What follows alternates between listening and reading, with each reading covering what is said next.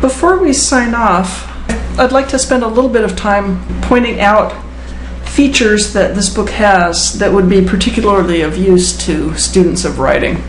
Are there things that you can learn from this, from Mary Roach's style, or specific techniques that she has that you would be able to use yourself as a writer? I think that the footnotes are very compelling, and they are.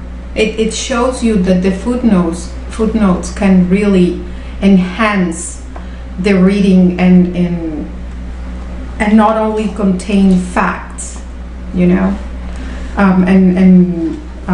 numbers or statistics that other authors use. And I have an example here on page 123 when she's talking about the birds. And this is the vomiting chapter. The vomiting chapter. It says, "By odd coincidence, I went to a noontime lecture today that addressed this issue. Turkey vultures, fact or fiction. The lecturer had brought along his pet turkey vulture, Friendly, who smelled even worse than one might imagine a turkey vulture to smell. This was, he said, because Friendly had become sick in the car on the ride over and vomited. Earlier he told us that turkey vultures will vomit at you if you harass them. I was in the second row and have no trouble believing that turkey vulture vomit makes a powerful deterrent. Unless you are a coyote. Fact, the coyote considers turkey vulture vomitus a delicacy and will harass the birds simply to get a snack." So all of that was the text of one single footnote within a passage discussing whether birds can vomit. So it had a little extra as well at the end, the factoid. That's almost a footnote within a footnote. Yeah. She's a footnote master. Not quite as addicted to footnotes as somebody like David Foster Wallace, but with a similar ability to squeeze both information and punchlines into them. Yes, absolutely. And you don't feel like just jumping them and don't read them or scanning them through really fast just to see. But right, when you're reading highly technical material, you're often tempted to skip the footnotes. Not here. Not here. You could probably put all the footnotes together and have another book. I mean, they're just fun to read, some of them. So I'd like to point out a couple of things about Roach's work that I think would be of use to particularly beginning writers. And one of them is her masterful ability to paint a very quick yet vivid portrait of a new character that she's introducing. So get out your pen, everybody, and write down the page numbers that I'm going to tell you. When she introduces the Japanese researcher Inoue on page 24, and then again on page 29, astronaut Lee Morin. Mission specialist Morin is a big, soft-spoken man. One foot turns in slightly as he walks. He was dressed in chinos and brown shoes the day we met. There were sailboats and hibiscus flowers on his shirt. He told me a story about how he helped test the lubricant for a launch pad escape slide on the space shuttle. They had us bend over and they brushed our butts with it. And then we jumped on the slide. And it passed, so the shuttle mission could go forward and the space station could be built. I was proud, he deadpanned, to do my part for the mission. I remember watching Marin walk away from me, the endearing gait and the butt that got lubed for science, and thinking, oh my God, they're just people. And on page 132, that's the cadaver chapter, she introduces several characters and juggles them in that chapter, including, it looks like a Korean name to me, a graduate student, Young Seok Kang. I'm sure I'm not pronouncing that correctly. Did you want to? Yes. It's page 132 at the bottom of the page. He wears rectangular glasses and long bangs that march around to the side of his head.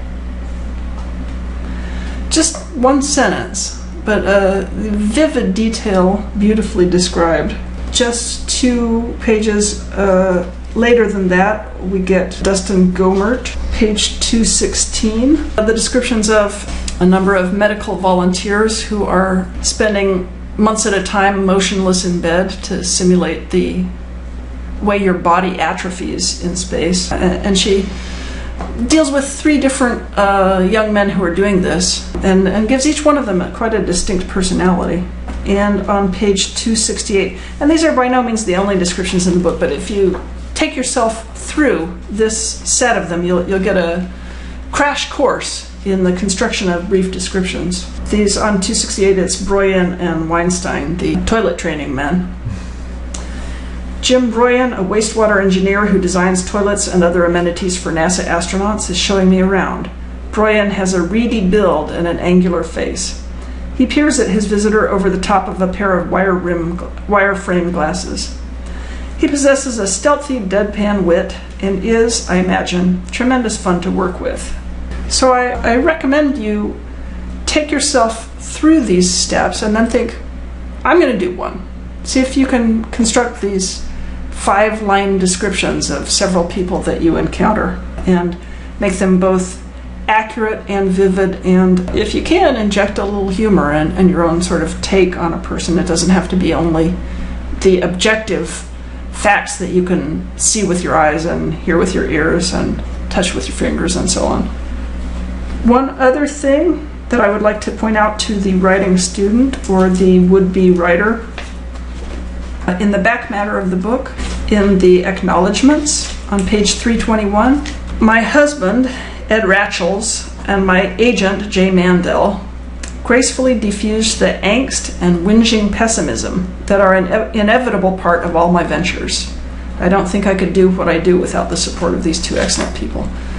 Okay, would any of you have thought that Mary Roach was the type of person to have angst problems and go in for whinging pessimism? From her writing, no. Right. Mm-hmm. So totally the Mary Roach personality seems ebullient, right? Optimistic and loving to try things and bouncing back when she meets obstacles. Isn't that the personality that comes across in the writing itself? Mm-hmm. And yet she says here that she went through hell to get it written. I think that you should let this reassure you that, writers suffer. And if you are suffering, it doesn't mean anything is wrong with you. If the great Mary Roach has this kind of problem, let it reassure you. Jesus, you have something to... Right, and going along those lines, it's about getting the information, and just like you said, it's not easy. She throws in a lot of parts where she's actually talking about or writing about the waiting and the phone tag that it takes to get information. On 144, she's talking about getting permission from NASA to actually go to the place where the cadavers are. Getting permission to be here entailed months of emailing from NASA public affairs officers and culminating in a flurry of tense phone calls upon my arrival this morning. So that's one instance where she's having to hunt people down, basically, to get some information. 169, she's talking about looking at some more files that are holed up in well, it's another place that has information, and she was given the idea to go there by the curator of New Mexico Museum, and he gave George House, who was there, gave her the number to try. The staff played hot potato with my call until someone could locate the person in charge of lying to the press. The PCLP said that the room that houses the base archives is locked, and that only the curator would have the key, and that Holloman currently has no curator. Evidently, the new curator's first task would be to find a way to open the archives. And this is also another writing technique.